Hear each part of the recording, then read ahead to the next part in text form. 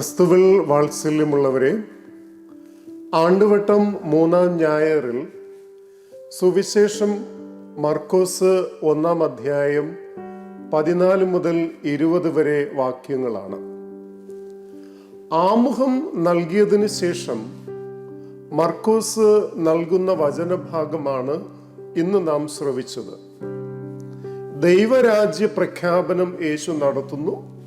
ആദ്യ ശിഷ്യരെ അവിടുന്ന് വിളിക്കുന്നു.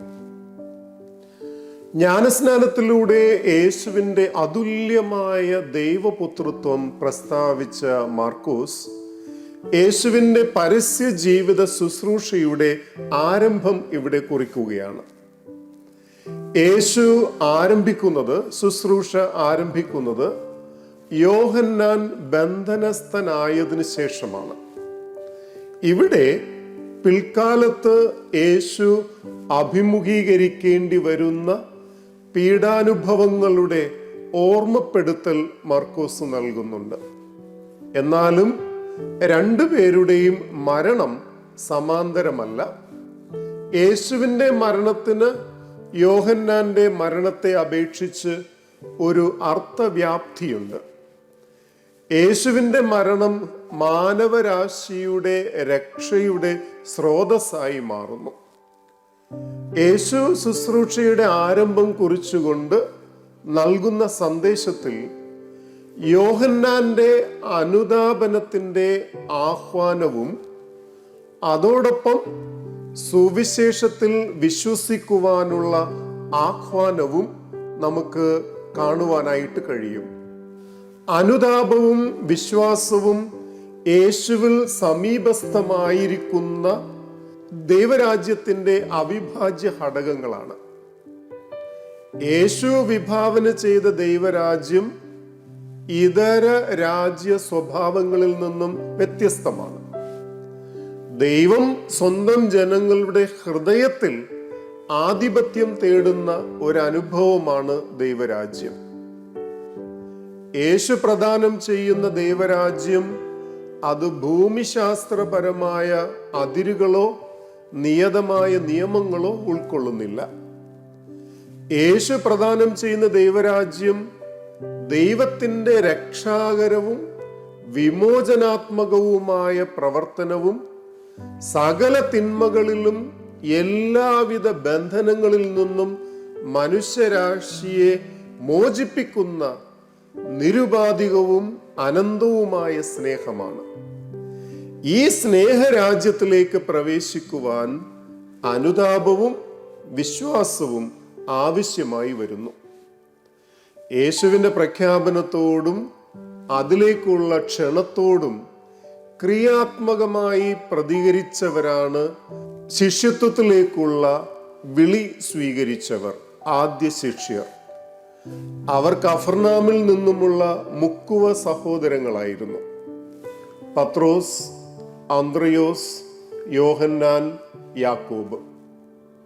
പിൽക്കാലത്ത് ഭൂഗർഭശാസ്ത്രജ്ഞർ കണ്ടെത്തിയ അവശിഷ്ടങ്ങളുടെയും തെളിവുകളുടെയും അടിസ്ഥാനത്തിൽ ഇവർ ഒരു കൂട്ടമായി തീരദേശത്ത് സഹവസിച്ച് കഴിഞ്ഞിരുന്നുവെന്ന് തെളിയുന്നുണ്ട്. കടൽ തീരത്ത് വെച്ച് കണ്ടുമുട്ടുന്ന സഹോദര ജോഡികളെ യേശു തൻ്റെ ശിഷ്യരാകാൻ ക്ഷണിക്കുമ്പോൾ അവർ നൽകുന്ന പ്രത്യുത്തരം ഇവിടെ പ്രാധാന്യമർഹിക്കുന്നു.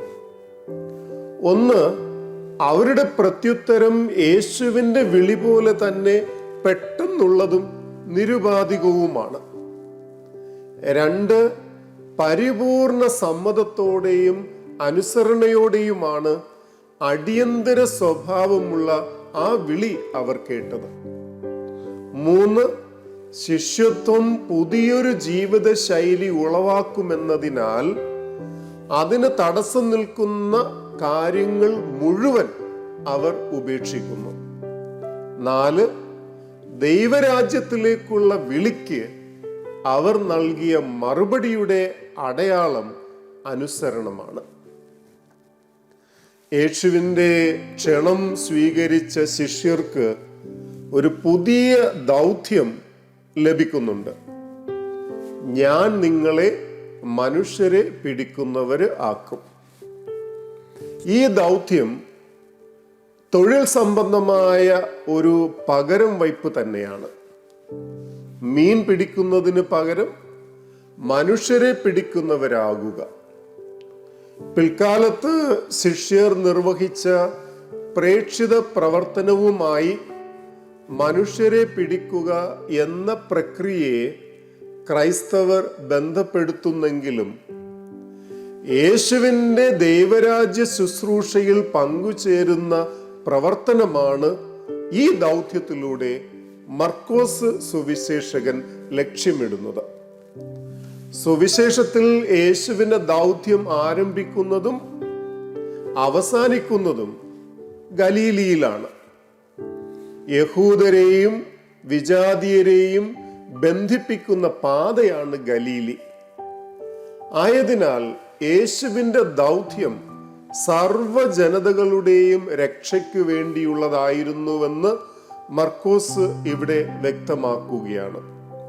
അപ്രകാരം യേശുവിൻ്റെ ശിഷ്യരുടെ ദൗത്യവും എല്ലാ സൃഷ്ടികൾക്കും വേണ്ടിയുള്ളതാണെന്ന് മനുഷ്യരെ പിടിക്കുക എന്നതിലൂടെ മർക്കോസ് അർത്ഥമാക്കുന്നു.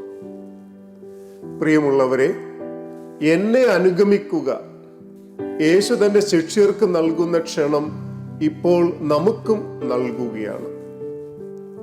അനുദപിക്കുവാനും വിശ്വസിക്കുവാനും അവിടുന്ന് നമ്മെ ക്ഷണിക്കുന്നു. വെല്ലുവിളികൾ മാത്രമല്ല, നമ്മുടെ മുൻകാല പാപജീവിതം ഉപേക്ഷിക്കാനും ദൈവത്തിൽ ആശ്രയിക്കുവാനുമുള്ള മാർഗം അവിടുന്ന് നൽകുന്നുവെന്ന് നാം തിരിച്ചറിയേണ്ടതുണ്ട്. യേശു നമുക്ക് ആത്മാവിനെ സമ്മാനിക്കുന്നു.